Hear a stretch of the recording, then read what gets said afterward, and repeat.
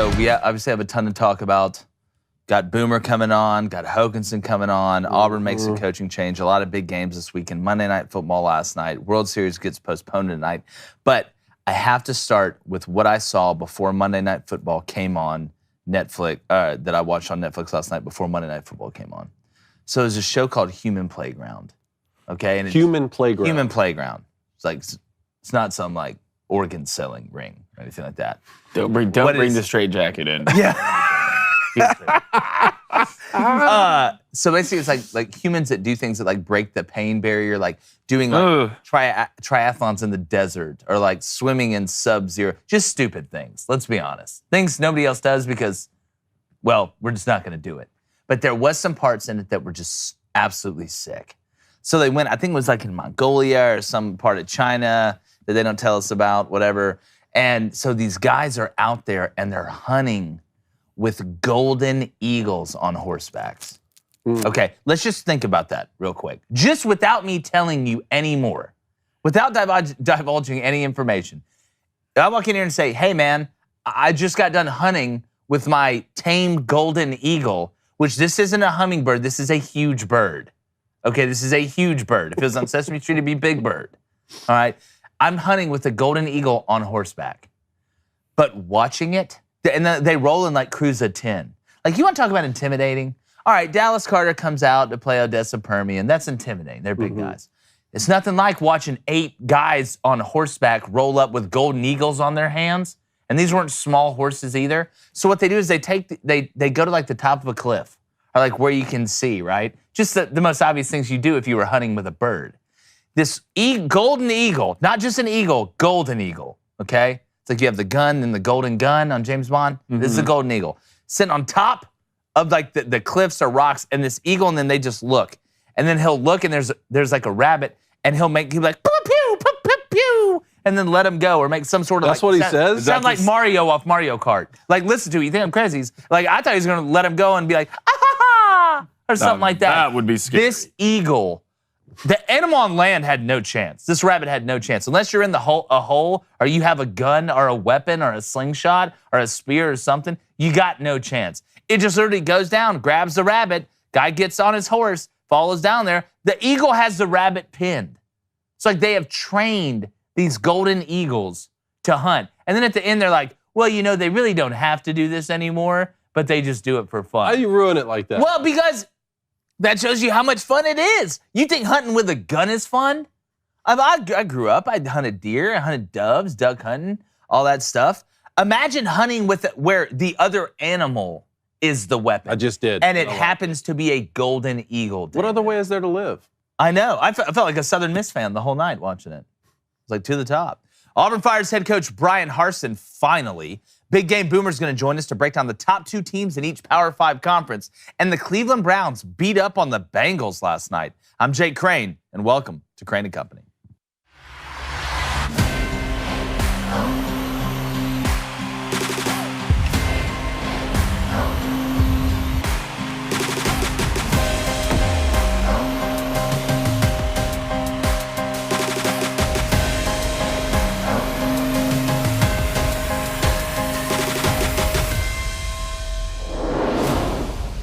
Ever since Gus Malzahn was let go and the Auburn boosters / administrators had no backup plan, the Tigers have been an easy target for many in the national media to poke fun at, and deservedly so. We've seen debacles and bad decision-making from the higher-ups, but make no mistake about it, poke all the fun you want at Auburn, but remember you can win big there. The reason? Auburn has the needed recipe for success. You have an unbelievably loyal fan base that creates better atmospheres than most places and planets. People show up for events, and they travel in heavy droves for away games. You have all the resources you need to compete at the highest level, including a brand new state-of-the-art football facility that's just being added as we speak. You play in the best conference in the land, so there are college game day worthy venues and huge opportunities multiple times a year. That is a guarantee. You're also located right smack dab in the middle of the most fertile recruiting ground in the world when it comes to college football. And Auburn has proven that it can win big multiple times across the span of years. Auburn also has a magic feel to it around town. It's an easy place to fall in love with if you're an outsider or raising a family or growing up there. It's just a great place in general. But the best part about Auburn, the part that separates Auburn, is that Auburn fans love Auburn, not just the football team. Now, just like any place, it does have its shortcomings, with an old guard that is now more driven and arrogant than ever now that the Bryan Harsin experiment failed so miserably. So at this point, might as well embrace it. The one thing Auburn cannot afford to lose, though, is its standards. The minute that being average is accepted, and the second you bow down to rivals Bama or Georgia, is when your goose is officially cooked for a long time. Auburn's been great before, and it can be again. But what they need now is a head coach that isn't afraid to fight in the recruiting jungle that is the SEC, and that includes NIL. They need a coach that can embrace the new community. They can evolve with the game, but can also build an identity that he himself has molded, a direction that he himself sees. Now, there are only a few candidates that can actually cut the mustard in the current coaching pool and what's available to Auburn. And new athletic director John Cohen has been thrust into a role that will define Auburn football for the next decade. Regardless of who he finally settles on, one thing is for sure. You can not only win at Auburn, you can win big. And anybody that tells you it's a bad job is a hater or don't know what they're talking about. I'm going to bring in my co-host, former Michigan quarterback, Heisman candidate David Cohn, my brother, former Western State Colorado wide receiver, current NFL free agent, Packers. That's maybe. it. He's Well, done. I want more. He's done. Give me more compliments. Apologize. Jack. And the mustache is coming back. Yeah. Is it No Shave November, or are you going Let me full? ask. Are Let you me. going I full? don't want to go against the grain here in No Shave November, but can I grow this out? Because I got to grow the mustache. I got to get a little bit more. Yeah. You can grow that out and then mustache. With the mustache, it right? Is That's that totally acceptable? fine. That's for acceptable. No Shave November. I accept that. I don't know. I accept don't know. that. I haven't done it. I accept that. Shave. I I'll think cannot about imagine it. you. Okay, I'll yeah. get back to you. Write a thesis for me. And no, No. you sure? That sounds like a lot. You know, sometimes it takes a lot. All right, I'll do that for you. We'll talk about it. I'll We'll do think that. about it. Cool. Now No the Shave season's November stuff. thesis. But in all reality, guys, I mean, look, every place goes through its ebbs and flows. I mean, you look at Alabama, for example. They were a laughing stock of college football going on 5 to 7 years with the Mike Price. You remember the Dennis Franchione, Mike DeBose, Mike Shula, Good old all days. that stuff. All right. We're at rock bottom. You're able to flip it around. Everything is cyclical.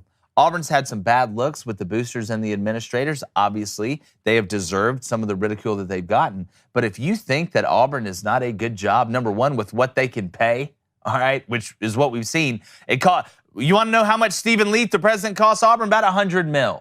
About $100 million when you look at it.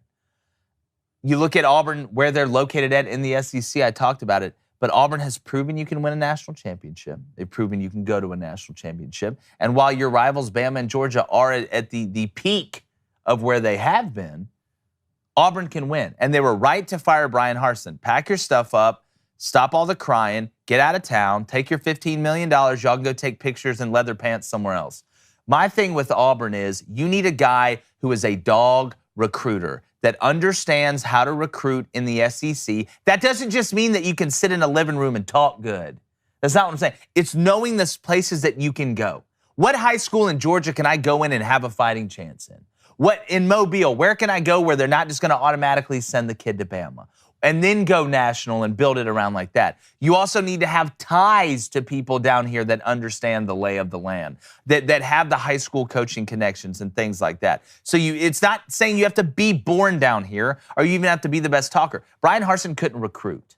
He didn't believe in NIL. Said during a staff meeting that I don't want to use NIL as an excuse for not getting a guy. That's like saying you don't want to insult the cake because you didn't build it with sugar. You didn't make it with sugar. It makes no sense. You have to use NIL nowadays. So Auburn got rid of Bryan Harsin. They needed to. The experiment failed. Tried to give him the benefit of the doubt at the beginning. He just didn't have that dog in him. But he's also a millionaire now, like a multi-millionaire. But when you look at the coaching pool, Cone, we're each going to pick, all right? We're each going to pick one. Our one guy that we think, and y'all know mine. This is no secret. This isn't some hidden story. I think Hugh Freeze has to be the guy. I think for Auburn, he checks every box. I know there's baggage, but there's baggage at the airport. Hugh Freeze is a guy that has proven that he can win in the SEC, did more at Ole Miss than Lane Kiffin's doing right now, and Lane Kiffin's balling at Ole Miss. We're going to see how it goes for the rest of the season. You still got Bama, whatever, but had Ole Miss ranked #1 in the country, was able to recruit at a high level. I know they cheated. We know that. Everybody was cheating. The difference was they got caught. And now with NIL, you can just pay them. So it doesn't matter anymore. You ain't got to worry about that. And he can build an offense. He calls his own plays. He can adjust. Auburn will score points in the second half. He just gets it. He's one of the few guys that gets it. I think Hugh Freeze needs to be the next head coach at Auburn. You'll catch flack from Pete Thamel and all these other clowns, Pat Forty, but that's fine. You were going to catch flack anyway. Auburn could hire Jesus and Pete Thamel to have a problem with it. So it really doesn't matter who you hire. They're going to bash you anyway. They treated Bruce Pearl like he was Judas when Auburn hired him because he had a barbecue and turned somebody in when he was a GA at like Southern Illinois, like in the 70s. So they're going to hate Auburn. They're going to hate Auburn. Reese Davis is going to trash Auburn because he's Alabama grad. I expect it from you. But at the end of the day, it's about winning. That's what it is about. Hugh Freeze can win at Auburn because he can get the players in and the system, and he understands the people. Jesus would do well at Auburn. I think he'd do really good. Well. Blaine, first year may struggle a little bit. Blaine, you're up next. Who I'd hire? Yeah. Can I put myself in there? No, you can't. I can't. I feel like it'd be a great hire. Y'all know who I'm going to say. It's prime time. I thought you were going Matt Rule. It is. I don't want to hire a fourth grade teacher. Okay? I really don't. It's prime time. There's one guy. First of all, let's be honest here. And half this battle when it comes to the SEC is what? It's recruiting. And that guy right there has as much cachet walking into a living room as Nick, as Kirby. When he walks into the room, you know what people do? They stop and they listen. That guy could go in every state in the United States and get recruits. This man got the #1 recruit in the nation. In the nation. With NIL deal and everything that we've talked about on this show, David. To go to Jackson State. To go to, do you know how hard, I don't know, the guy from Wolf of Wall Street could do that. I don't know. And it comes down to this. One, he's a competitor. All right? He is. If you're a player, you respect guys like this on a different level. This man has done it. You want to talk about at a head coach being on an island?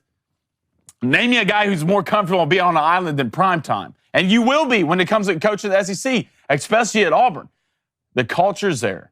People want prime at Auburn, right? And Auburn will get thrust into the media, will be talked about every day in college football next year if they hire primetime. Well, just imagine, look at the amount we talk about Ole Miss now with Lane Kiffin and the cachet there. Imagine prime in the SEC. It's every day. You want to talk about marketability? Yeah, that part of it, I'm with you. What type of staff would he put around him? That's my only question. I'm not worried about the recruiting. I'm not worried about marketing's easy. He'd be on every show there possibly what. Hell, he'd be on The View before it's said and done. So I get that part of it. What kind of staff could he put around him? And like Blaine said, look, you want to compete with Nick Saban, Auburn needs a guy. He's in Aflac commercials. Auburn needs a guy to go hunt.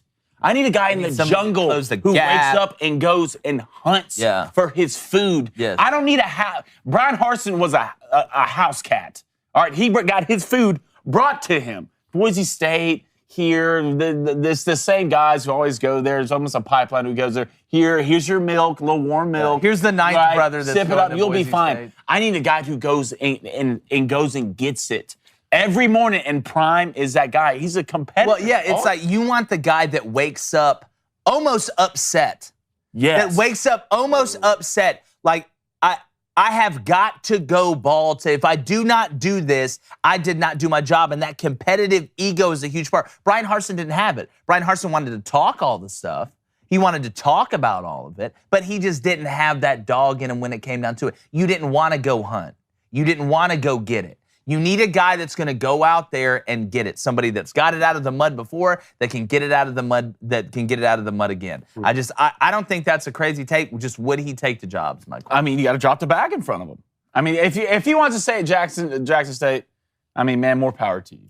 You know, I respect if you want to do a certain amount of things, HBCUs. I get it.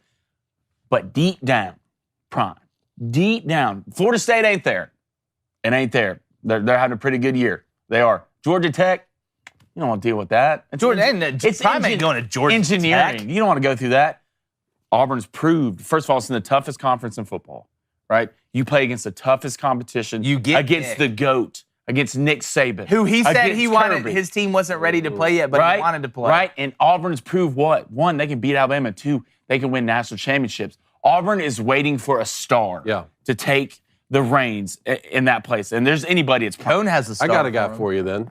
I firmly believe Auburn is a top 10 coaching job in the country. And when I heard this news, I immediately thought about the players because I've been through coaching changes. Now, never in the middle of the season like this, but it's tough because this is going to be the last time that some of these kids play football. And with Cadillac Williams as the interim head coach and Zach Etheridge and Auburn guys who are over there, I know this team's not going to quit.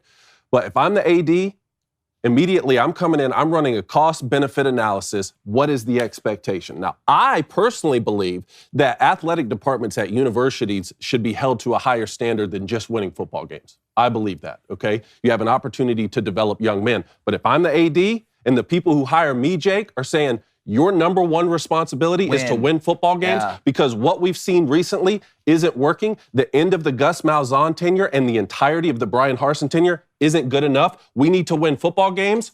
Then what am I doing? I'm going out and hiring a winner. Yeah. See, I think that Deion Sanders could come in and recruit well and have some success. I think that, but I don't know it. I think that Hugh Freeze and Lane Kiffin would be good hires there. I think that those would be good hires for Auburn. But like you said, they both come with a certain amount of baggage or a certain amount of baggage. Yeah. Like, what'd you say? I said, airports got baggage. All right. But like my boy Steven said, if you're going to get messy, you might as well get dirty. Ooh. And there's one winner out there, boys. Urban Meyer. Because I'm telling you right now, if you go get Urban Meyer, now all of a sudden, you're not going into Tuscaloosa and going into Athens just hoping on a wing and a prayer that you can stay competitive in those games. Now, all of a sudden, you're going and facing Nick Saban and Kirby Smart with a 3-time national championship winner. 2 in the SEC, 1 with the Buckeyes, another undefeated season with the Buckeyes where they were ineligible for postseason play. You have a proven winner right there. I think the only current coach I can think of who has championship wins in multiple conferences, more national championships than Lane Kiffin, Deion Sanders, Hugh Freeze, Kirby Smart, Jimbo Fisher combined. Is he a nice guy? Nah. I don't need a nice guy. Is he a good guy? By most accounts, no. Is he going to win football games? That's what I need. Yes, he's going to win football games. And you know what? At 57 years old, old enough to be a proven winner, young enough to still have 1 tenure left in him. Yep. And what's the motivation at 57 years old? His failure at the Jacksonville Jaguars. You failed. You're going out like that. Urban Meyer's not going out like that. He's got 1 more left in him. If I'm the AD, I'm going to sit him down. I'm going to say, you have 1 opportunity to resurrect your character and your coaching career. Can he do the former? I don't know. Can he do the latter? Most assuredly. Now, after 4 seasons, would he leave with a heart condition? Maybe. 4 seasons. After 6 seasons, would he leave under some cloud of controversy? Probably. But by that time, you might have a pair of national champions. Yeah, look, like I said, I'll make a deal with the devil right now. Am I wrong? After what I've been seeing, as somebody from Auburn watching Georgia and Alabama just parade through the streets every year, look, you can give me, you can get away with a lot of things. All right, outside of being a terrorist on America's Most Wanted list, I'll listen. Auburn fans don't want to hear it right now, and I get it. I'm not saying if I'm the AD, I would necessarily hire the guy. I'm just saying, I'd hire the guy in a cost-benefit analysis and you're supposed to hire a winner, I'm saying that guy's going to win football games. He's going to coach in college one more time. He's not going out like that. I just wonder how all those people that met up at Tumor's Corner last year to have the rally to keep Bryan Harsin, how they feel about it. How serious is Urban's heart issues? Well, look, we can Tony Stark this thing. No, I legitimately want to know. Science is good enough to got brought up a lot. I think all these guys would be a phenomenal hire. I think Lane Kiffin would be a great hire. Yeah, I think Lane would too. I don't think Matt would be a good hire, and I know there's mutual interest there, and that scares me more than what I saw in my dreams the other night, which we're not going to talk about. And another thing, I think Flaming Dragon. There's some people who mentioned, are you now the Golden Eagle? We're going to talk about that in a second. You're the Golden Eagle. But guys, I want to get to the Booster Club. But before we do, we're talking about hiring and open jobs and stuff like that. I'm going to tell you something. If right now, if you have an opening or you have ambitious hiring goals for the last quarter of 2022 with a powerful hiring partner, big goals are no big deal. You need Indeed. All right, you need Indeed. The NFL needs Indeed to find quality players. What is really going on in scouting departments? They're just going to Indeed.com. Filling out the profile, going back and looking at it. All right, they are the hiring platform where you can attract, interview, and hire all in one place so you don't have to spend multiple hours on multiple job sites looking for candidates with the right skills when you could do it all in one place. So start hiring now with a $75 sponsored job credit to sponsor your job post at Indeed.com/talk. All right, that offer's good for a limited time, so hop on it right now. Claim your $75 credit now at Indeed.com/talk. TALK. That's Indeed.com/talk. Terms and conditions apply. You need to hire? You need Indeed. Auburn's going to use that. Auburn should use promo Indeed. code. Use our promo code. Use our promo code. Maybe you can get, 10% off Urban Meyer, which is what? $2 million? What is it going to take? I thought of one more interesting thing with Urban Meyer, because people were saying, Urban Meyer ducked Nick Saban when he came to the SEC. And I was thinking, with the timing of it, when Urban left Florida, when did Nick Saban's domination really start at Alabama? At the same time, when Urban left. Jim Harbaugh never beat Urban Meyer when he was at Michigan. When did Jim Harbaugh start to win left? When Urban Meyer left. I mean, it's just a simple fact. I mean, he's one of only 3 coaches to beat Nick Saban in the college football playoff. Look, I am not going to sit up here on this platform and argue with you about the merits of Byron Urban. I'll drive and go pick him up myself. I'll walk and go pick him up myself. I don't care. Tie one arm and one leg behind my back. I'll figure out a way to get there. Yeah. At this point, what's that song? I need a hero. That's what they need. They need a hero. Can you imagine Stop hiring the Hamburglar. Can you imagine the I-20 corridor there? If you had Nick Saban in Tuscaloosa, Urban Meyer in Auburn, you got Kirby Smart over in Athens. Now up with what Josh Heupel's doing in Knoxville. Think of that with Deion Sanders. I mean, the guy's name's Primetime. I'm not talking about marketing. Well, like I said, I think, maybe.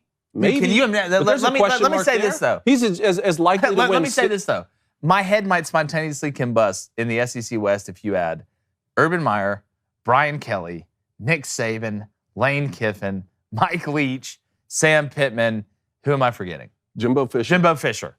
Well, that's for you. It's easier to forget now, the way they're playing. But all right, Blaine, Booster Club. All right, we have a donation. Let's go to Braden Blackburn. What's up, Braden? $1.99 donation. What should LSU spell on our chest against Bama? If it was what should LSU spell on their chest against? What should they spell on their chest? I would say this. If I was an LSU fan, they're talking about the LSU perspective. Feels like 2019. No. I would put on there. I would put on there Little Nick, just to piss him off. Why not? He can't just make fun of something he can't change, an immutable characteristic. He's short. Let's go to Cone's High Water Pants. There he is. Says Urban will never take a job with a team he has to work hard to win with.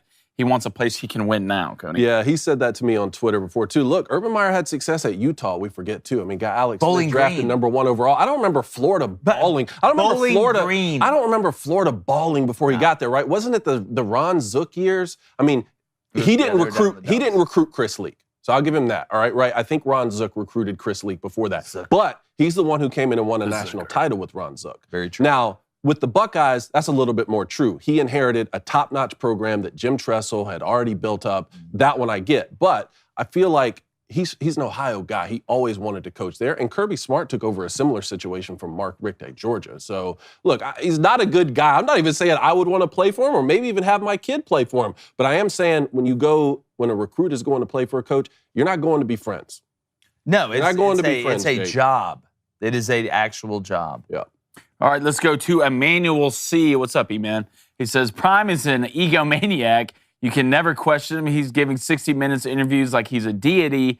Prime is better fit for a group of 5 to bring them in prominence than a power of 5 just yet. I mean, you have to have you have to have somewhat of a narcissistic way about you. Yeah. Nick's a narcissist. Hell, Kirby's a narcissist. All the great ones really are. You have to have a level of arrogance when you step into roles as big as walking to a head coach of being the SEC. It's a necessary evil. Urban is. Yeah. No, I get it. No, Name one head coach that's had a ton of success that didn't have a huge ego. John Wooden? Those guys' game plan, though, those guys' scheme, I think Deion Sanders would clearly be more of a figurehead coach, right? Who would be reliant on coordinators on both sides of the ball, but especially on the offensive side of the ball, a little bit more than some other coaches around the country, I think. You're at the mercy of other guys who are going to leave if they have success. Look, every year Alabama gets a new OC. You know what I'm saying? So consistently, year in and year out, do you think Deion Sanders can go to Auburn and win 10 games a year. Yes. Okay. You know why? Recruiting. Jimbo Fisher's recruiting. Texas A&M has the best players. Well, Jimbo Fisher's also calling plays from 300 years ago. Don't do that. Jimbo Fisher has won a national championship. He's won a national championship, and he has the best players in the country, and it's still not working out. He doesn't have the best player at what position? Quarterback. Okay. And you're only good as you're one in the SEC. You're quarterback. Okay. I'm just still. Deion will be able to recruit a quarterback and the transfer portal. Come on. I'm just starting to think that like Haynes King's family has pictures of Jimbo doing something. There's just no way you can look at that kid. He's got to start. How do you look at his helmet? What do y'all got? What is the King family have on the Fisher family? I feel like this is like some documentary we're gonna see 30 years from now. I just don't know how you look at Haynes King. You're like, yep, there he is, guys, the golden arm, chosen one. All right, let's go to, God, I just want to say her name right. Alicies. Ali says? Cone? You said it. Okay. What Jake said. Action Figure Frenzy says, I'm starting a job next Wednesday. Guess where I found it? Indeed. Hey, there you go. It's working. Use Indeed. Love to see it. Another satisfied customer. So call. Rick Rowland says, you want a good recruiter because if they fail, at least there'll be good players left behind. Look, I guess. That's sort of an optimistically pessimistic way to look at it, but okay. Malcolm Martin says, too many haters on Deion Sanders. He's going to be successful wherever he is. I someone agree with that. I mean, he's been successful at Jackson State. I think he's 17-4. No, he's got good players. Let's go to, did y'all see Mike Leach take on Candy? Yes. I didn't see What did he say? He's talking about how he's big on the gummy bears, like not the Haribo ones. Not that poison. Look, I think he talked about what I got yesterday. Trick or treating, guys. The worst. The Booster Club members. Somebody just sent this in to us, and it just said from the Booster Club. It's a breakfast of champions. Oh, you want one? Don't eat that. I don't want to eat that lipstick. It's 7 o'clock in the morning. Yeah, it's 7 o'clock in the morning. I'm already talking about human playgrounds. You're eating candy corn. Like, come on, guys. All right, a couple more for me. Let's go to Travis Elrod. What's up, Travis? He says, hashtag guys, Crane & Company. Deion feels like a flashy hire. Wouldn't you want someone with more experience? Yeah, Hugh Freeze or Urban Meyer. So I need to clarify for the people. They did see Hugh Freeze just signed an extension. Yes, but the buyout didn't change. The buyout's at $2.5 million. That's what this comes down to. They can put all the beautiful ornaments on the tree, but if I chop down the base of it, the whole thing's gonna fall. That's what the buyout is. That's how much it's gonna cost for him to leave. All the fancy lights and the ski resort on campus and liberty and justice for all. Amen. All it would take is $2.5 million to get Hugh on up out there. Sister Rick says, y'all just hire me. I have no skills, but I'm spunky. Hey, but look, come on, the team would have some great knitted jerseys. Oh, come on. They'd never be cold. We're talking about unis. In the winter, oh, we'd be ready. We'd be super duper ready. Let's go to... All right, let's go back to Emmanuel C. Says, talking about Urban Meyer, he left Florida for heart issues, went to TV for a year, then took the Ohio State job. That may be a tell on the condition of his heart. So I guess you think he's okay. Well, he's been out for a while. You know what else he did in between, which I always hold this against him. When he was a TV analyst in that year in between, that gave him access into the universities. So he would be in Michigan. He would be in Schembechler Hall, like watching game film and like could come in there. That's kind of weird. You just weird. Knew because the buzz was already around the country. Yeah. The buzz was already. He's going to take the Buckeye job. He's going to be the head coach of Ohio. He's in there watching game film, and then he takes the job, and they go 11-0, and it's bad. Downhill from there. It's an interesting time. I'm not saying I like the guy, but well, I'm looking at. You want to know how I know he's back? I don't like it. You want to know how I know he's back? He's wearing Bond villain. It's like, see, this is the LeBron boat I'm in. No, like watch him. Urban boat's my LeBron boat. Watch Urban Meyer. He's wearing the Bond villain. But I don't think that Urban Meyer's the greatest coach of all time. I think he would go to Auburn and win football games. You think LeBron James is the greatest basketball player of all time, and he's not. Yeah, he is. But he's up there. For sure. But he's not. Yeah, he is. Guys, we all know Steve Nash is the best basketball player of all time. I thought it was Brian Scalabrine. My bad. The White Mamba? The White Mamba. I was going to say, we'll have no White Mamba. We can get the White Mamba on the show. We could get the White Mamba. I think we could. He was not nice. The Red Dragon. Mm. Blue Eyes White Dragon? Red Dragon? No. Blue Eyes White Dragon. That's no. You can do it. Yes. Yes. Yes. Come on, David. It's at your tongue. Ugly. Oh. Yeah, no, that's not it. What is it? Yu-Gi-Oh! Yu-Gi-Oh! Come on, man. I didn't even play that game. My boy DC3 told me about that. But speaking of Yu-Gi-Oh, I don't know why I did that. Our buddy Big Game Boomer's coming on in. Boomer, what is up, dog? What's up, y'all? How's it going? Going good. Appreciate you taking some time this morning. We continue to fly through this college football season. Oh, man. Just a quick overview of what we saw last week, and then this week you got Alabama, LSU, Tennessee, and Georgia. It's going to get awfully emotional awfully quickly.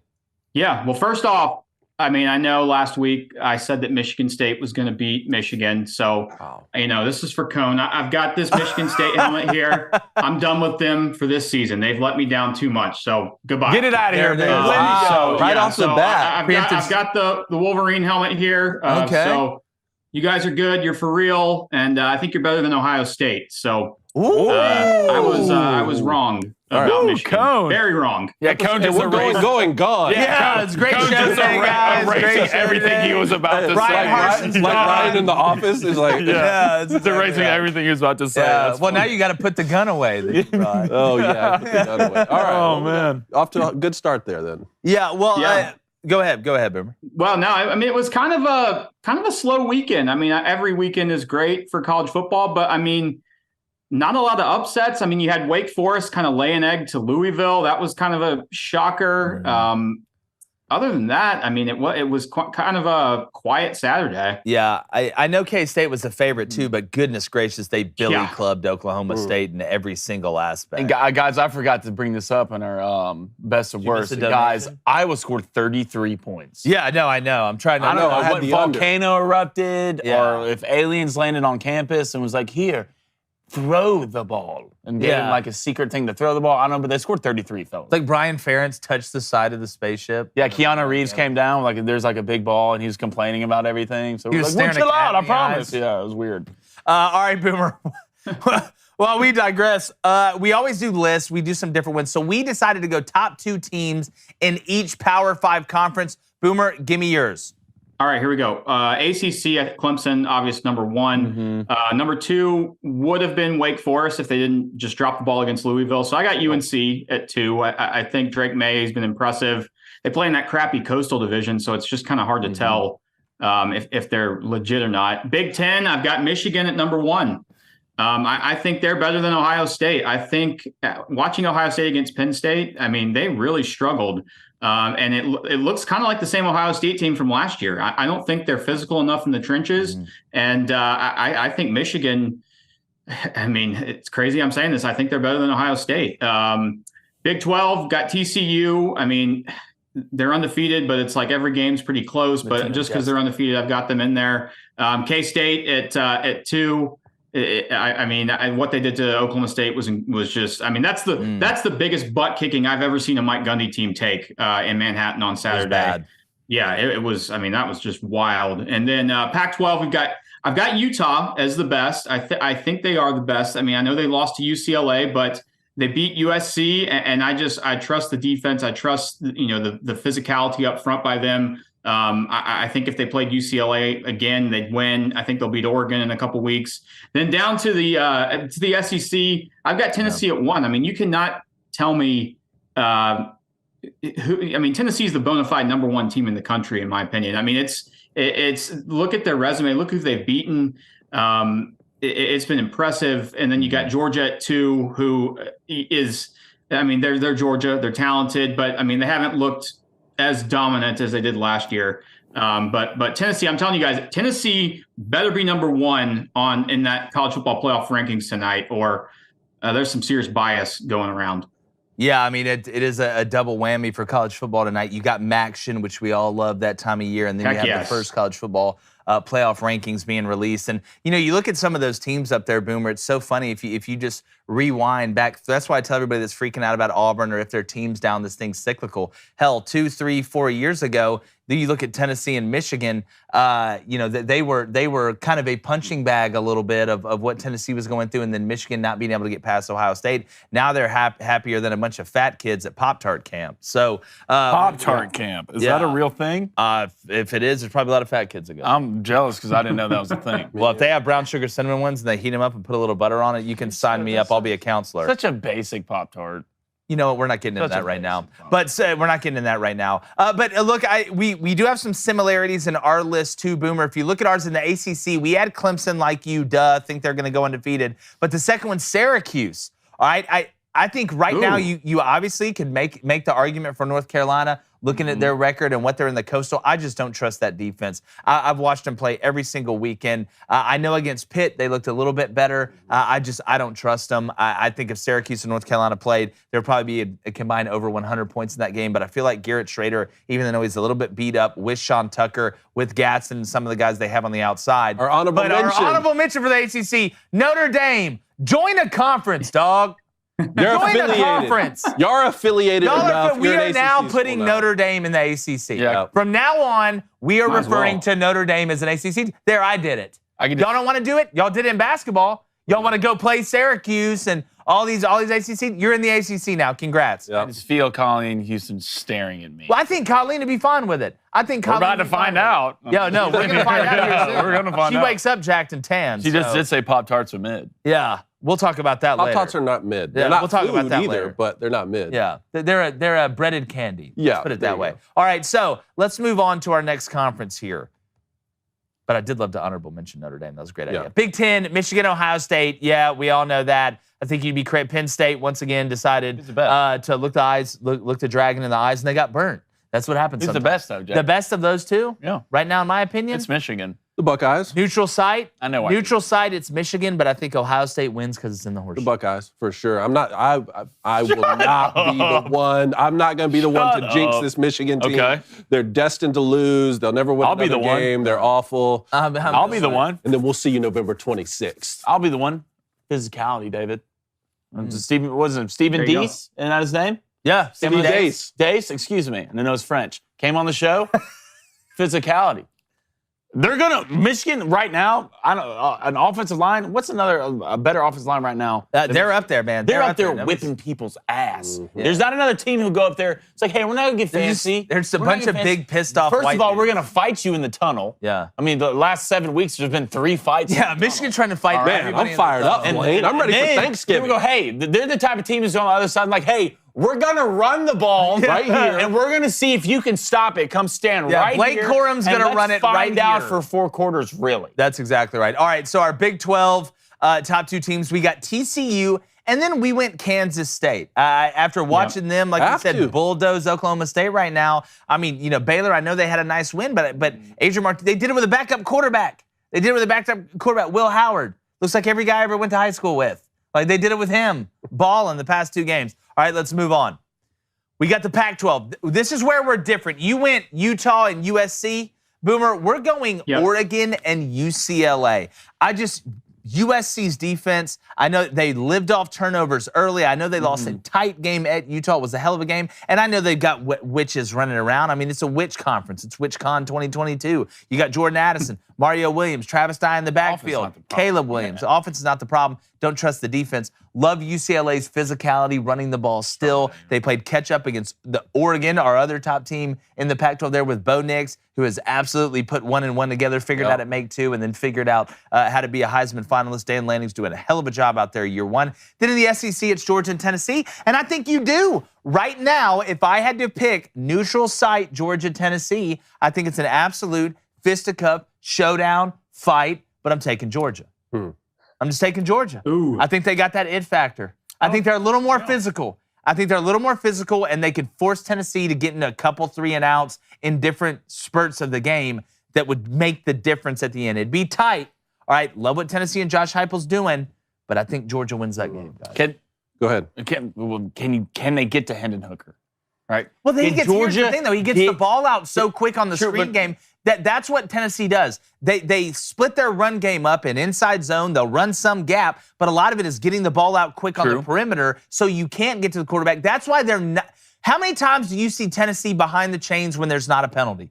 Go back and look. Yeah. How many times is Tennessee in 2nd and 13 when there's not a false start, a legal shift, illegal motion, not enough guys on line of scrimmage. How many times? They don't do it because they get the ball out so quick. Hendon Hooker does not take sacks because it's almost baked into what they do offensively. Now, if it's 3rd and 10, or if you're in the drop back game, he's good enough to run to escape, so that's going to limit a lot of sacks. But he doesn't sit back there and take a lot because he didn't have the opportunity to. I think that's the hidden genius a little bit in what Josh Heupel does. I'm going to go fast. I'm going to get the ball out quick. We're going to stay on schedule and see where it turns up. Well, I think that game. I mean, you look at the Bama game. I mean, I'm not an X's and O's guys, X's and O guy by any means. You guys know way more than me when it comes to that. But when you watch that Tennessee Bama game, I think that Tennessee wins that game by 2 or 3 touchdowns if Bryce Young is not the quarterback at Alabama.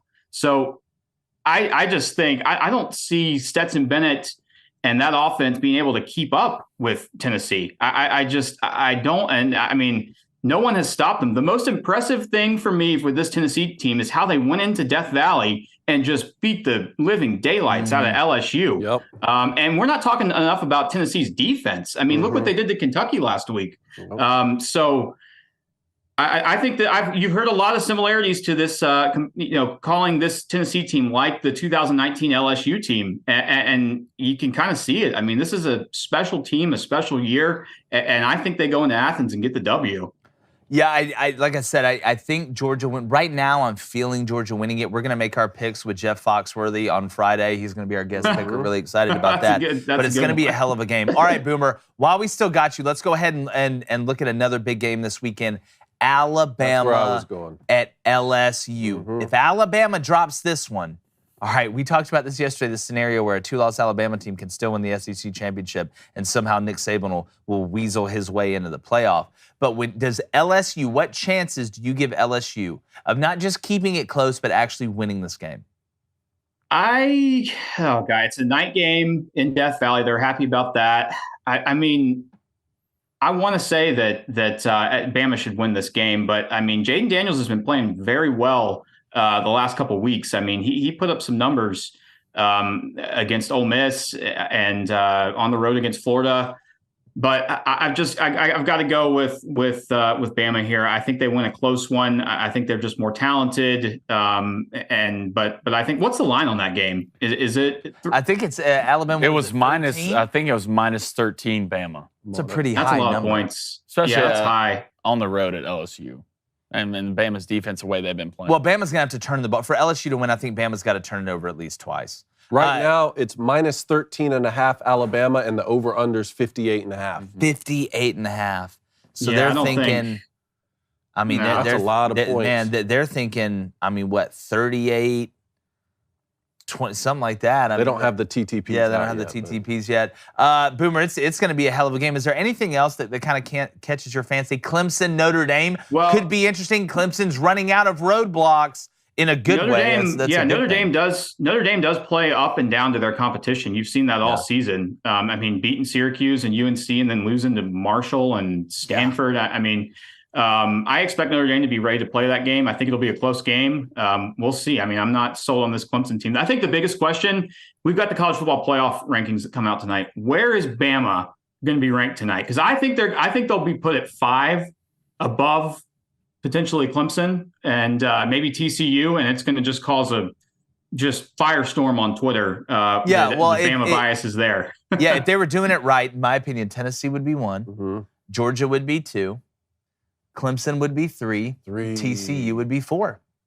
I mean, your 4 undefeated teams need to be in there right now in Power 5 conferences. You can make an argument about, all right, well, Alabama only has 1 loss. That's true. So where do you put Michigan in the bucket? Well, that's exactly what I was going to ask you. Like, so if they come out and they say, all right, we're going to play the undefeated card, because I know what they're going to do. I'm saying in some crazy world that Boomer's talking about, I know what they're going to do. They're going to put Georgia at 1. They're going to put Ohio State at 2. They're going to put Michigan probably at 3. And then you'll have Clemson most likely at 4. Then Bama at 5, and then they'll put TCU at 6. That's what they'll end up doing. And Oregon will be 7 and somewhere. It's going to be the big guys in the top 4. I know what they're going to do, but I'm just thinking in my mind, like kind of the craziest thing that could come out of the rankings tonight. What if a TCU slips in there for, Michigan or somebody like that? What if they put somebody outside of the 2 undefeated Big Ten teams? Or maybe, where does Tennessee fit in compared to Georgia? Should they be number 1? That's my thing. The one cool thing about this is there's a lot of possibilities of what could go down, actually. And we haven't seen that outside of maybe 1, who's going to be the 4th seed or anything like that. Typically, it's been 1 through 3 has been tailored up or buttoned up, however you want to put it. So it's going to be interesting tonight, Boomer. Yeah, no doubt. Yeah, it's. I definitely think Bama will be given. They're always given the benefit of the doubt, so they'll be ranked probably higher than they should be. And they don't need to be right now, too. I don't think the committee should feel the need to panic. You have a 1 versus 2 matchup this weekend. You're already going to get what right now is looking like to be a tied for 2-3 matchup on November 26th in the Big Ten. A lot of this is going to take care of itself. That's 2 spots that an Alabama or a Clemson or a TCU could move up if they handle their business. Yeah, no, I mean, look, tonight's rankings are meaningless, let's be honest. I just want it makes for great talking. I just want it to be, I don't know if this is selfish of me or maybe I'm just waking up and choosing violence, but I just want it to be as hectic and crazy and chaotic as possible. I want just bullets flying. So at the end of the season, I just want it to be insane. You're Flaming Dragon. Yeah, I want it to be insane. Because at the end of the day, someone's going to get butthurt. I mean, go to the NCAA tournament basketball. 68 teams get in? Yeah. That 69th team? Texas A&M? It's going to be butthurt. It's just the way of the world. A&M, dog. Oh, my God. I don't feel bad for A&M. But one thing. Do we think TCU can beat any of those teams in the top 5 that we're just talking about here? Maybe Clemson. I mean, why doubt? At this point, look, I think TCU's good enough on offense where if the defense it just plays well enough, I think they could be in most of those games, if not all of them. You got an experienced quarterback. Their wide receiver room, I mean, look, it's Area 51 over there. I mean, they're just aliens hidden. They're talented. in that room. They're super talented. But, Boomer, always great stuff, my friend. Tell everybody where they can find your content. We'll have that collab post tweeted with our top 2 teams, your top 2 teams. And in the comments, tell us your top 2 teams. Where did we get it wrong? At least in your opinion. But Boomer, tell everybody where they can find you. Yeah, find me on Twitter, Instagram, YouTube, just Big Game Boomer, and just cranking out lists and content all season long. And pains me to say it, but go blue. Go blue, baby. Go blue. Hey, appreciate it, Boomer. How do you feel about candy corns? Oh, man, I hate candy corn. Man, you're on fire today. Get out of here. Yeah. Disgusting. Started with a bang, ended with a bang. Great appearance there from our boy. He did say go blue, though. Well, you know what? Candy corn, those things, they're bad for you, David. But you know what isn't bad for you? Athletic Greens. Oh, yeah. You can reclaim your health and you can arm your immune system with convenient daily nutrition. It's just 1 scoop and a cup of water every day. That's it. It's super simple. It's like a circle, all right? To make it easy, Athletic Greens is going to give you a free, follow me here, a free 1-year supply of immune-supporting vitamin D and 5 free travel packs with your first purchase. That's enough vitamin. You'll never have to drink Sunny D again. All right, all you have to do is visit athleticgreens.com/Crane and Company. That's us. Spell it out, Crane and Company at athleticgreens.com/Crane and Company to take ownership over your health. And just pick up the ultimate daily nutritional insurance. Taking care of your body, watch the games, hit bets, enjoy sports talk, but you got to be alive to do all that. Athletic Greens helps you not only be alive, but helps you survive and thrive. I first heard about it when Joe Rogan was talking about Athletic Greens. Who's that? Joe Rogan? Yeah. He's a guy. He does kind of what we do. Oh, okay. He's kind of like us. Okay. He wants to be like us. Oh, okay. But then Athletic Greens sent us some of their product. Nice. I started using it, and that's why I can eat candy corns occasionally, because I'm healthy. I'm proud of you. Taking your gut health serious. That's called going with your gut. You better. All right, Blanye, Booster Club, what's up? Yes, all right, let's go to, first we'll start with a $5 donation from, okay, I'm just going to read the comment and then we'll go back to the name. We talked about it earlier. Blaine, use the word fallacy and take the F off the front and you'll have my name, right? Alice. $5 donation What I say, from Alice her. says? I said Alice says. That was kind of... I think you got it right. I think I was close enough. All right, we got a $5 donation from Kill a Drone. God, I hope not. Let's just keep the drones delivering packages. Other than that, I don't trust the drones. Kill all of them. Me neither. It's just this year I feel like LSU versus Bama is like it's like being excited for a massacre. As an LSU fan, I still feel we are outclassed. We will see #we building. I mean, look, you just can't start. Again, look, if you're LSU, this house money. That's what Moscona said. This is it's house money. I don't see it that way. It's touchdowns. It's you're playing with house money. Okay. Let's dissect this for a second. Let's get in biology class. Let's get the frog out and piss him off. LSU does not have the roster that Alabama has or the depth. I think we can agree on that. Yeah. Brian Kelly's going to have those guys ready. He's going to have them as ready as they possibly can be to take on Nick Saban. You're playing at home at night in Death Valley. That's worth at least 4 points, don't you think? Somewhere around there. Touchdown. At night, too. This in Tennessee where they played him at noon. Yeah. All right, where all the LSU fans were sauced up, but they weren't as sauced up as they'd be at night, where that place is absolutely rocking. Jaden Daniels taking advantage of the deep third, I think, is the only thing that gives LSU a chance. Because for LSU to win this game, I don't think they can try and beat them the way that Tennessee beat them. I don't think they need to get into a shootout and try and win this game 41-38. If LSU is going to win this game, it's going to be 27-24. It's going to be, 24-23, something crazy. They need at least 2 turnovers and a big special teams play. If they get that, and Jaden Daniels can be smart with the ball and at least show Alabama that he is a threat for the 3rd game in a row to take advantage down the field from a passing game, to keep Jordan Battle and those guys from walking up and taking away the run game and things like that, then I think LSU will have a shot. It's not a great shot. They are outclassed, but they do have guys in spots. What do you have to beat Alabama? Home field advantage works a lot, works in your favor. A mobile quarterback. They have that. Elite players that can turn 50-50 balls into 70-30 balls or take a slant and go for 70 and a touchdown. You got Booty, you got Malik Neighbors. It's going to come down to, can that defense stop Bryce Young? I don't know how you stop Bryce Young. I have not found a way to do it yet. You can heat him up. You can rush 3. You can mix it up. You can stay base. He is going to find a way. At this point, it's the old Sports Center adage, you cannot stop him. You can only hope to contain him. That's the truth. And don't forget about your area of expertise, special teams, because LSU's had problems on special teams. That's how Tennessee was able to jump them early. You can't have any special Brian teams. Polian can totally flip the script on the whole year if special teams makes a big play and they win this game. You can tell people will forget about the Florida State extra point block and all that stuff. If he flips it and the special teams plays good, it'll be a totally different day. All right, let's go to the true starter at Texas A&M, Max Johnson. $49.99 donation. He says, hey, boys. Just want to let you know that I'm getting into college football for the first time because of you all. That's awesome. I picked Michigan to root for because I live in Wisconsin but hate Madison, and I like John Harbaugh ever since the Niners and Cone, obviously. So I like John Harbaugh, too. Congrats, Max. All right, let's go to a couple more donations. Stevie J, $20 donation. Thank says, you, the great thing about all this is that it'll be settled this Saturday on who's going to be one and who's going to beat the Vols. Hashtag go Vols. Okay. All right, let's go to Jimbo Eagle, $4.99 donation. I scored 204 points in fantasy football this past week. Woo. What is each of your all-time high scores, and who was your leader that week? Wow. You boys showed out this week. Yeah. What if y'all had been playing each other this week? Dude. Because you put up 180, 185? What did I end? Let me see what I ended up. Jake put up 185? I put up 180 something. 186? The highest, I think I scored 230 points one time. I think I scored 215 is the highest. I think I scored 200. I think I had Derrick Henry went off for like 53. And it was... I ended up with 183. Oh, my God. I doubled up Morning Wire. 183 to 91. John. I kept from being doubled up. Evan McPherson had -1 points last night. You're fired. You're fired. Rough day for kickers. Bring me your, but you're fired. Daniel Carlson. This is going to be a rough I'll go get a washing machine to give me more than that. But guys, listen to my running back numbers right here. Derrick Henry had 36 points. Aaron Jones had 20 points. On my bench, Travis Etienne had 25. The running back room is healthy. So you picked up Etienne after I cut him, huh? Yeah.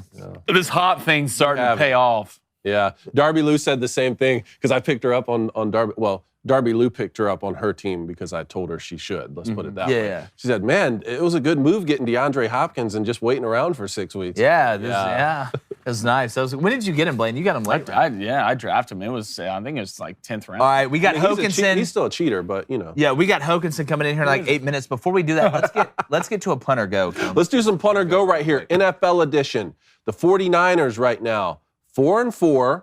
We know how the NFC is shaping up right now. It's not as tough as it usually is. And the 49ers are second in the NFC West. So the 49ers will win the Super Bowl since they added Christian McCaffrey. Punt or go. This year. This season. I am going, hey, punt. It's 4th and 3. We called a timeout. We talked about it. Didn't like the look. They're pretty good on the defensive line. So we're going to punt this one. We're going to play defense. Love the add of Christian McCaffrey. Mm-hmm. The Niners have the weapons. I just don't think they have the best team because Jimmy G will not overtake Mahomes or Josh Allen or some of these other guys when it comes down to crunch time. I think Jimmy G is never the reason, but he could be the difference. Okay, if that makes sense. I don't think they win it this year. We'll be very interested to see the Niners going forward with the whole Trey Lance, Jimmy G situation. I just don't think Jimmy G is good enough to get you there. I just think he's not good enough to get over the hump. Yeah. Can they represent the NFC? Yeah, I don't put it past Jimmy G to get there.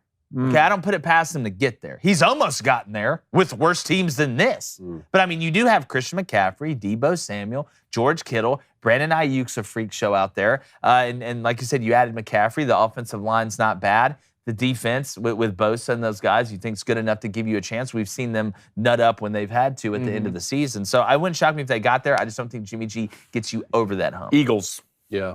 Eagles. I just feel like when it comes to teams like this, when that upper echelon teams, like the 49ers are an upper echelon team, I go back to the quarterback room. Both defenses are great. Up front, they're great on offense. You got Jalen Hurts, you got Jimmy G. Give me Jalen on that. And let's go to the Bills. I mean, you got the one and only, the tree and Josh Allen. How crazy is it that we're already to the point, you're right, Blaine, you're not wrong, that think about if we were to said 3 years ago with all the Jimmy G hype and stuff, that at this point we'd be sitting here and we would want Jalen Hurts over Jimmy Garoppolo. I can't believe it. I want everybody to just sit there and think about that for a second. It's just sports he is crazy. Has really showed up. Well, let's stay in the NFC. Let's stay in the NFC East because we talked so much about the AFC West at the beginning of the year with the Chiefs and then Justin Herbert with the Chargers, with Russell Wilson coming over to the Denver Broncos. Even the Raiders were supposed to take a step up this year. Now, the NFC East, who we made fun of before the season, they have a 7-0 team, a 6-2 Cowboys team, a 6-2 Giants team. Washington is 4-4. Okay, we have the Raiders 2-5, Broncos 3-5. Chargers do have a winning record right now at 4-3. Even the Chiefs are 5-2. So right now, the NFC East will end up better this year than the AFC West. Punt or go? I'm going on this. I'm going on this. I mean, I know the Chiefs. You got to take the Chiefs and Eagles. I mean, the Chiefs and Eagles. Okay, they're in that upper echelon tier, right? So we start looking at it going down. You got the Cowboys, who've been playing really well. Dak looked good coming back. The Commanders were 2-4. Now they're back 4-4. Taylor Heineke has found magic in a bottle. He just got to rub it and hope a genie comes out and stays there and hangs out with him for a while, and he can just ride a carpet around Washington, D.C., but he'd probably get carpet jacked with the way the crime rate is out there right now. But when you look at this division as a whole, is this the best division in football? Is the NFC East the best division in football? I mean, we can look over the AFC. You can look over there and say, all right, well, but the AFC North. No, it is. Yeah, like it's the NFC East, the best division in football, man. It is. They are. The Raiders right now are an absolute disaster. They're having to send FEMA trailers down to Las Vegas right now to help these guys out. As bad as they are on offense. Yeah, I think the NFC West is probably the second. AFC East too. I mean, with Bills, the Ravens or with the Bills, Jets are 5-3, Dolphins are 5-3, and even the bottom of the barrel is. I would say that's the second best division. I mean, Seattle Seahawks, 49ers, Rams, Cardinals. Let's see, what are they at right now? 5-3, 4-4. But two of those teams have losing records right now, and San Fran's 4-4. I mean, are they the only? Is the NFC East the only division where everybody has at least a 500 record or above? Yeah. Yes. Okay, then they're the best division. They're the best. This is the NFL. Yeah. This is the NFL. You play more out of division games than you play in division. The AFC East also does not have a team right now with a losing record, but they don't have an undefeated team, and so it's splitting hairs there a little bit. Yes, and two of the teams, the Jets and Dolphins, are both 5-3. The Cowboys and the Giants are both 6-2. In the comments, after you like and subscribe on YouTube and in the chat, tell us who is the best division in the NFL. All right, you want another one? Let's go. You want another one? Got a All little right. time for Roquan Smith traded to the Ravens from the Bears. The Chicago's going to get a 2nd and a 5th round pick. The Ravens are first in the AFC North right now. The Ravens will make the Super Bowl. Punt or go? I'm going to punt on this, but God, I love this move. Ozzie is a witch when it comes down to finding guys that fit needs. What is the Ravens' biggest problem right now? They can't stop the what? The run. They can't stop they've struggled to stop the run. We've seen their defenses in the second half. It's opened up the play action game, which we know is absolutely massive in the NFL. It's huge in football in general, but in the NFL, it's a lifeblood, that play action game.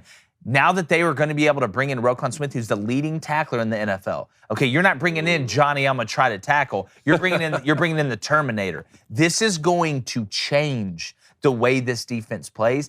I think you are going to start seeing the outcomes of the Ravens game go from close to wider and wider and wider. Lamar's in a money year. You know he's going to try and ball as hard as he can. We know that their identity, they know who they are. They know exactly who they are. They're sticking with the tight ends. You got Rashad Bateman that's getting healthier. Duvernay is having a hell of a year, not just on offense, but on special teams as well. But when I think of the Ravens, I still don't even think of Lamar Jackson. I think of defense. That's when I think of the Ravens, I think of defense. I think of Ray Lewis, I think of Ed Reed. I think of all these guys that were coming downhill and trying to knock your teeth through the back of your throat. They're trying to change the rest of your life from a health perspective. That's what I think about when I think about the Ravens. But now you add Lamar, and then you bring in Roquan at the other linebacker with Josh Bynes. The Ravens, I tell you, this is a hell of a move. I know they gave up a second, and a fifth? Second and fifth. Oh, you won this. No, you won the trade. But the Bears are idiots. They are, dude. They're idiots. They are. How do you not get a first-round pick for Roquan Smith? I don't know. This man got drafted 8th. I don't know. 8th, and you get a second in the 5th? If I'm Justin Fields, I'm like, this is why y'all can't have nice things. This is why you just get fleeced on the regular. It's Roquan Smith, top 3 linebacker in the NFL, and you get a second and a 5th? Like, what's that? What's the movie with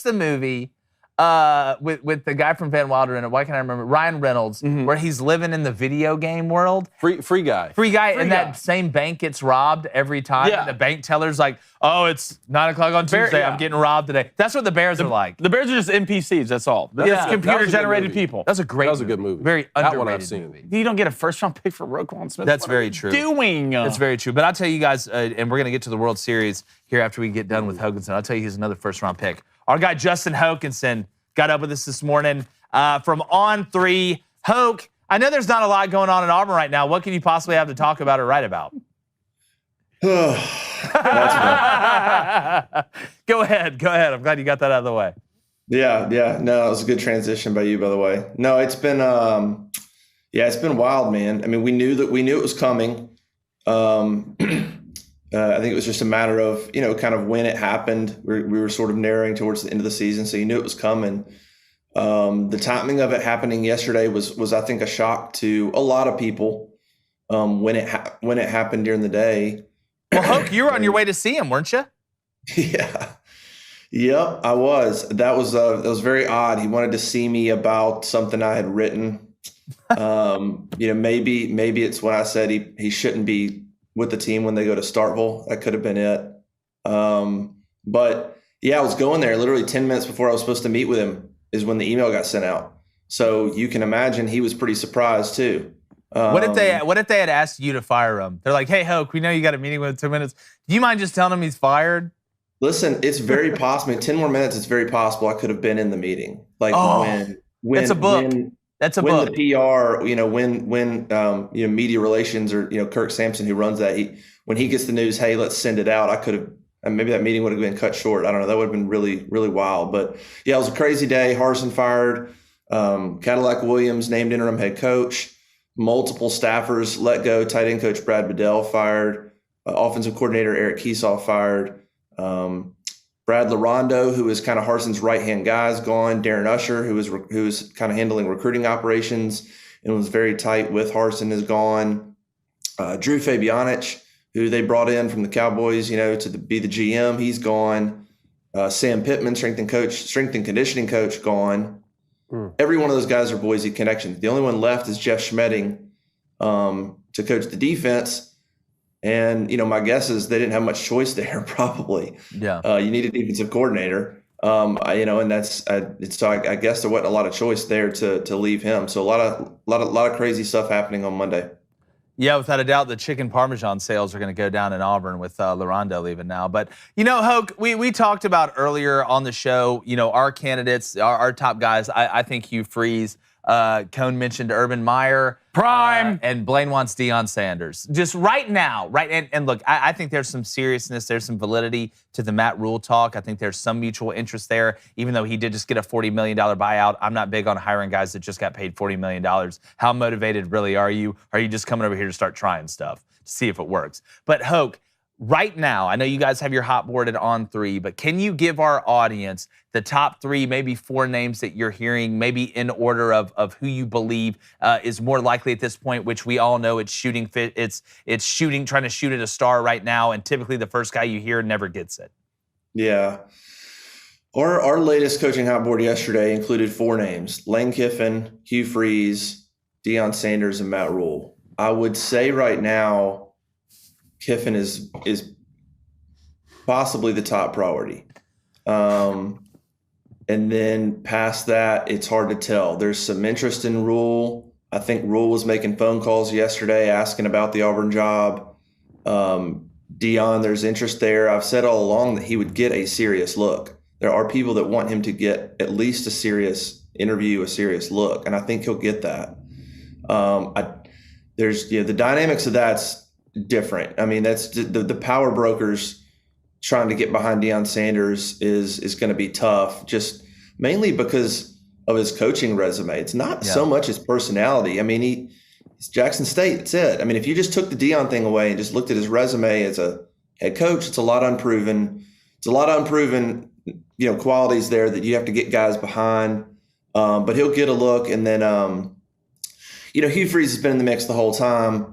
We know where that stands. Hugh Freeze would love to have the job. Yeah. And I think power brokers at Auburn would be fine with it. I think the president, Chris Roberts, is kind of the hang up there, and whether or not he wants to approve it. So that's why. Tell him I said stop. Tell him I said stop it.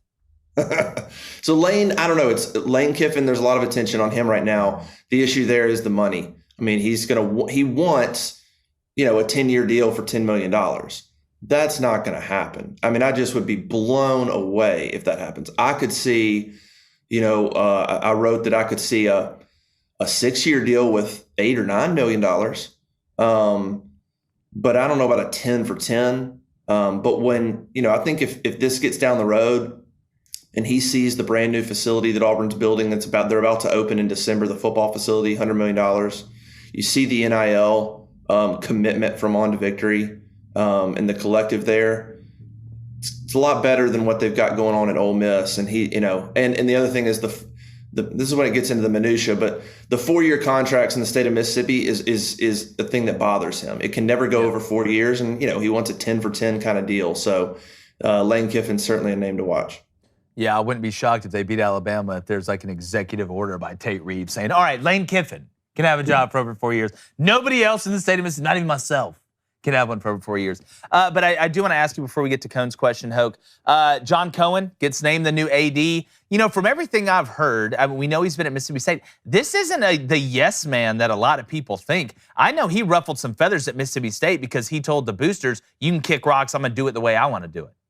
Yeah, that's fair. I don't think he's a yes guy. I definitely have a vibe of, I've told our people before that I thought Chris Roberts, who's the new university president, from everything I'd heard, he was not a pushover. And I think we just saw that. He made the move to hire John Cohen. It kind of came out of the blue. He didn't really consult any of the power brokers at Auburn. Even some of the high-level coaches were unaware that was going to happen that day. And despite some pushback, respectful pushback, I would say, he stuck to his guns and made the hire. And my understanding is that it's now, hey, John Cohen, this is your football search and your football hire. That's going to be the deal. They're going to get feedback, obviously, which they should, but it's going to be his hire. So I do think there's potential here for Auburn to start to change the dynamic there of the president, the AD, and the power brokers, and creating an alignment there and not having a yes man. I do agree with that. Yeah. Yeah, Justin, I was telling these guys when I first heard this news, I was thinking about the players because, it's tough to go through a coaching change in the middle of the season. This will be the last time that some of these guys play football, with these seniors. So, moving forward, I know that they're in good hands with Cadillac Williams and Zach Etheridge, Auburn guys, friends of ours. But with losing that many coaches and staff members, how's this thing going to play out logistically the rest of the season with the football games that need to be played? Are they going to be able to bring some guys in mid-season to help out? Yeah, that's kind of the one thing I don't know right now. I was asking around yesterday about who's going to call plays, and I still can't get an answer. So, you've got a couple of guys. Maybe Cadillac, Ike Hilliard, and Will Friend, maybe they all call plays. I don't know. But I think it's that, but it's more the preparation in terms of the week. You're losing, you lose 2 on-field coaches, and you just lose a little bit of that the staff to prepare you properly in the week. Mm-hmm. So a lot to happen, I think, today to get things aligned. You are a part in the season where the players kind of know the routine, so maybe it's not, maybe it's not too bad on them in terms of that. But coaches and preparation and film work and all the little logistical things, I think, will be difficult. You mentioned the players and kind of feeling bad for them, and I saw some tweets about that, like hate it for the players. And I think you hit the point. I hate it for them more in terms of the ability to prepare and try to go win a football game. I think that becomes more difficult than it was. Mm-hmm. In terms of emotions and feelings, I talked to a player yesterday. They knew this was coming. Yeah. This is not a thing where they're going, oh my gosh, we just lost our head coach. Mm-hmm. They knew it was coming. It was just a matter of when. So emotionally, there's not going to be any issues with that team and him leaving. I think there was some respect there at times with how Harsin motivated them, but I don't think he was beloved by any means. So there'll be none of that. It's just more about feeling for them in terms of hoping that they're as prepared as they possibly can. That becomes difficult. Yeah, and not get injured. No, man, the Harsin stuff just felt fake to me after some point. Man, it just felt fake to me. I felt like he was fake. That's just me. The proof's in the pudding. Hey, if they need someone to call plays. Oh, yeah. Hold on. Read the book out. Hold on. Read the book out. Hey, what's your first play you're calling? All right, here's what I'm calling first. Open up that, here's what I'm calling that first. day one you ready install for this? You got over there. All right, here we go, boys. We got speed break Detroit, heart shift right wide 124 Bart Harvey Okie. I want X salute or Purdue X slow. I love how Scott Leffler tells everybody what to do. You have to because that's the difference between offense and defense. We just have calls that means things for certain position groups, but we're not like, hey, you're running this route, here's the protection, here's where you're looking. It's a 10-minute play. Just use some names or numbers. How about this one? Speed break Dino, dark left XN 124 X creep, Z Venus or black 4 Y flat. You know how we defend that? Give me yellow rock 4. Tackle the quarterback. Yeah, yellow rock 4. Tank Bigsby Wildcat the entire game. Hey, Booster Club. Travis Elrod Hoke wants to know if you were to give the new coach at Auburn one piece of advice, what would that be? Strap. One piece of advice. I don't know. Do what Bruce Pearl does. Yeah, that's a great piece of advice. That is a great piece. You want Bruce Pearl to coach the football team. Bruce Pearl could do that. Why not? Yeah, no, I said this. Just let Bruce coach a team. Doesn't have to come to the games. Doesn't have to come to practice. All right, just recruit. That's it. That's it. Coach the basketball. If you recruit anything like the state of Georgia, like you do in basketball, God, Kirby be fired in 2 years. Bruce, we'll give you $30 million a year, a day, a day. All right, read one more. Okay, let's go to. Let's go to Chip Pyler. He says, "Do you think Matt Rule would end up being the best hire for Auburn?" I don't. Look, I'm no expert on this stuff. It's hard. You've seen coaching hires that you're like, that sounds great, and they totally fail. There's something that doesn't sit right. That doesn't vibe right. Matt Rule. There's zero ties to the Southeast. None. He's from Penn State. Everything's up there. There's no real ties down here. No real ties to Auburn. Coming from the NFL, got a lot of money. I kind of agreed with that point, Jake. And so I'm not sure about that hire. I don't think that'd be a good fit. Well, Hoke, really appreciate you coming on. I know we're going to have you back, my friend. Tell everybody where they can find your work. I know you guys at On3 are having a hell of a time over there. Yeah, it's crazy. AuburnLive.com. I think they're running a special, so $25, and you get access for the next year. So that'll probably stop once they find a head coach. So AuburnLive.com. Come check it out. It's pretty wild, but you'll know more than anybody else if you come join the site. I'll tell you that. Yeah, and is it true that Jeffrey Lee is going to grow his hair out to shoulder length? He might if he could. I don't know. Hey, that's true. Oh, we love Jeffrey. Appreciate you, Hoke. See ya. All right. Well, guys, we got to talk about the World Series a little bit. Little Monday Night Football review as I walk over to the board. Let's talk in 3 different places. Browns put a beat down on the Cincinnati Bengals. Now, Bengals are 4-4. Browns are now 3-5. Obviously, Deshaun Watson's supposed to come back after 11 games. Do either one of these teams make the playoffs right now? I think the Bengals have a better chance. I just don't know, with Jacoby Brissett. And I know the Bengals have Jamar Chase out for 4 to 6 weeks. I know replacing Jamar Chase with Mike Thomas is like replacing a NASCAR with a little red wagon that you used on Halloween last night. But I do think the Bengals with Higbee, with Tyler Boyd, with Joe Mixon. I know they didn't look good last night. Higbee ain't on the Bengals. Not Higbee. Hayden Hurst. T. Higgins. Hayden I'm gonna Hurst. say Higgins, not Higbee. They're kind of. They're actually exact opposite. But I do want to say this: I had an anytime touchdown last night where I had Nick Chubb as my first touchdown scorer. I wanted the camera to see the pain. Yeah, I had Nick Chubb as my first touchdown scorer. I had Jacoby Brissett to sneak one in. Yeah. I had Amari Cooper to score, and I had Tyler Boyd to score. And I bet $10 at plus 60,000, and I had Joe Mixon score. The only one who doesn't score is Joe Mixon. So I'm going to tell you something. You can punch a girl in a diner, but you can't punch the ball inside the 10. Yeah. What a joke. Oh, no. I'll never forgive you. I'm telling you right now. I will never forgive you. I will never forgive you for that. I'll never forgive you. I think we get you. I'll never, ever forgive you. What if he hits for you next week? Yeah. I'm not betting on this clown next week. I also saw that. I wish I could bet on him not to. Someone had a 17 leg. Oh, 125K. To win 125 G's. And he needed Joe Mixon over 63.5 rushes. Yeah, I hope he never scored a touchdown again. I hope you never score a touchdown again. 27. I hope you have to teach PE at a school where the kids don't listen. That's what I hope. That's evil. No, that's what I hope. That's evil, after last night, that's what I hope. Oh, God. You've been outside. Things are expensive around here. You could have helped out a lot. Go forward. All right. Stop doing this. You're not on a slalom, dog. This isn't the Olympics. Run forward. You're more like Lindsey Vaughn than a running back. Grow up, Peter Pan. All right, let's go to Kilodrone, $5 donation. He says, let's talk Saints being the worst team in the NFL. Look, then what? Keep losing, just hand it to Alvin Kamara. Wait, hold on. You just 24-0 over the Raiders. Skunked the Raiders. Now the Raiders are probably one of the worst teams in the NFL, which shocks me with adding Devontae. I'm not shocked. I'm not trying to come off, as this guy's. Derek Carr's not good. He's just okay. You make fun of Kirk Cousins all the time. Kirk Cousins is way better than Derek Carr. I'm taking Kirk. Oh, good. I'm taking Kirk Cousins sensible over Derek Carr. Good. You got Devontae Adams got worse. I don't get it. How does that happen? That doesn't make sense to me. It makes more sense to me that we're flying on a space rock, going 1,000 miles per hour. Then you getting Devontae Adams getting worse. Well, speaking about a space rock, got a pretty good pitching matchup. They're throwing space rocks in the World Series tonight after it was postponed last night into Game 3. Does it have any effect, guys? I don't think it really has an effect.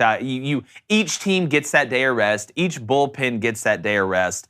Who do we like tonight? I know we got bets going on, but anything Phillies really in jump 6. out to you? We previewed it yesterday. It's basically the same game tonight. But if you want to watch the rest of this, remember, you can listen if you stay here. Head over to the Daily Wire Plus. Become a member. Or listen on Apple, Spotify, wherever you get your podcast. Subscribe. Leave a 5-star review. Share it with your friends. On the other side, go to the Daily Wire Plus. We're going to be dropping our bets, fantasy results, and got a special surprise for you guys. Make sure you get back.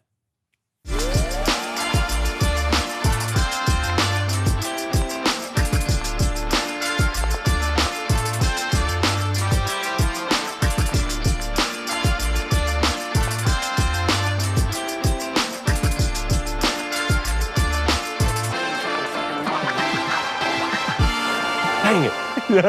All right.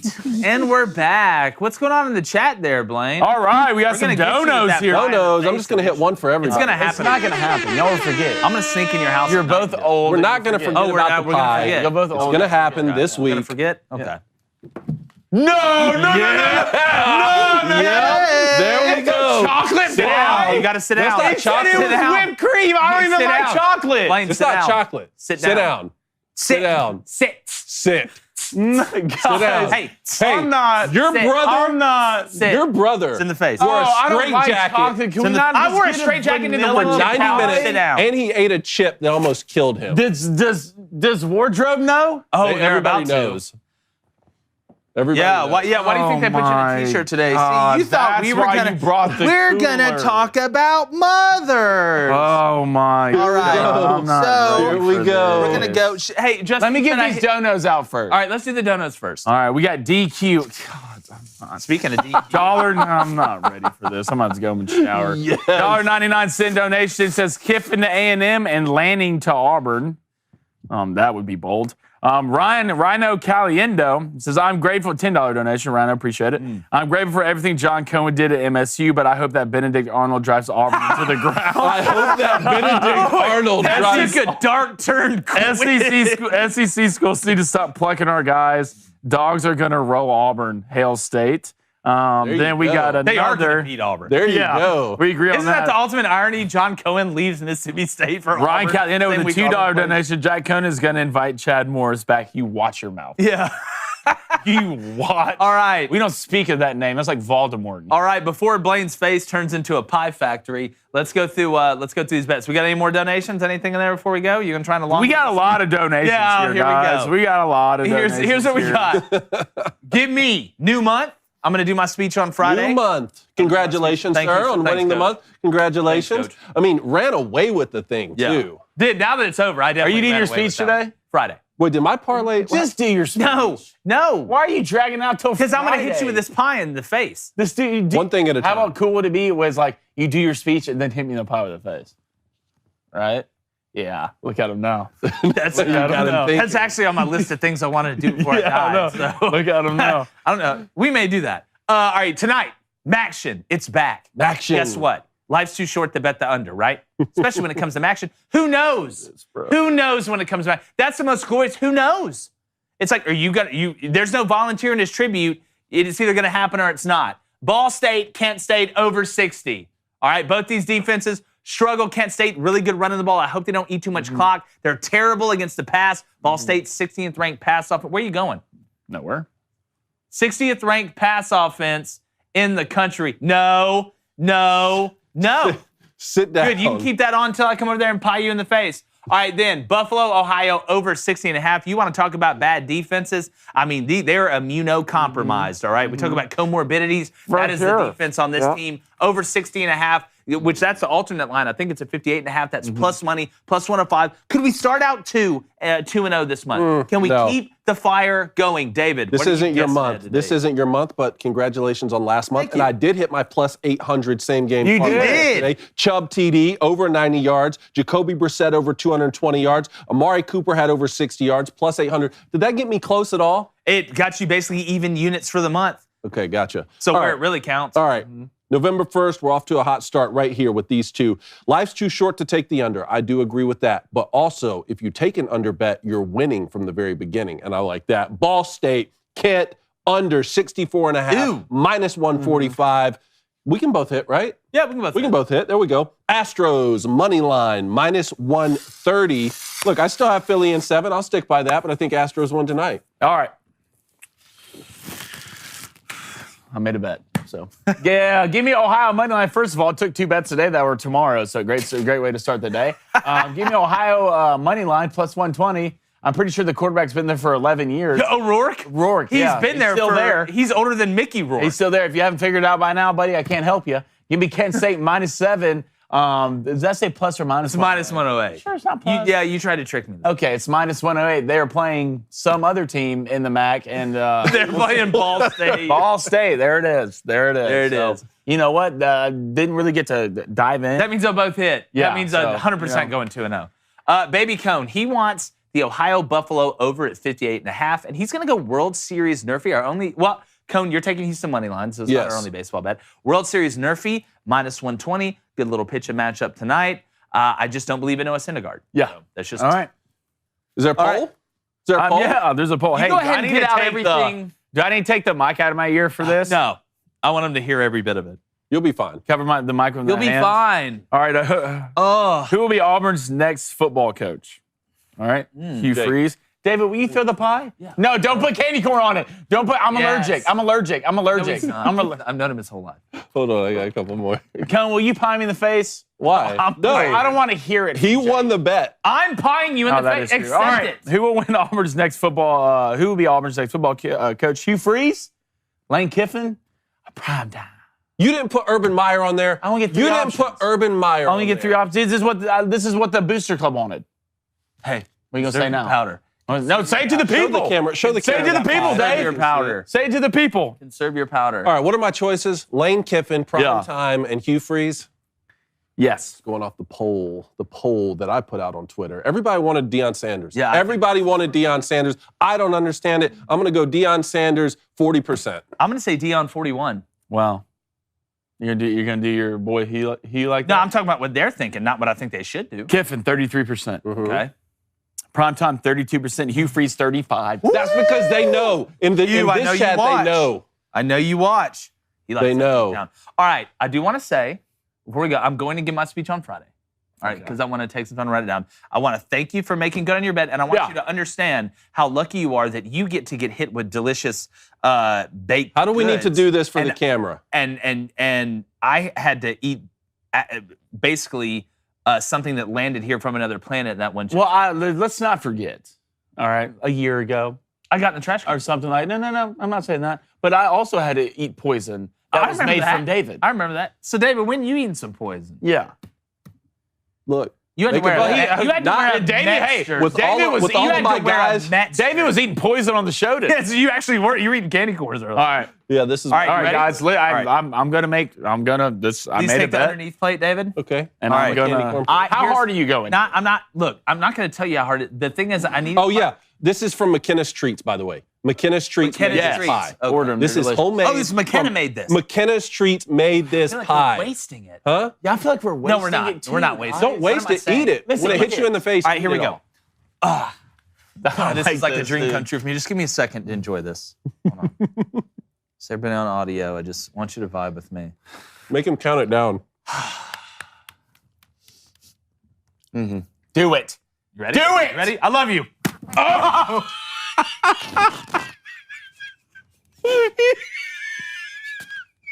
Chocolate, your favorite.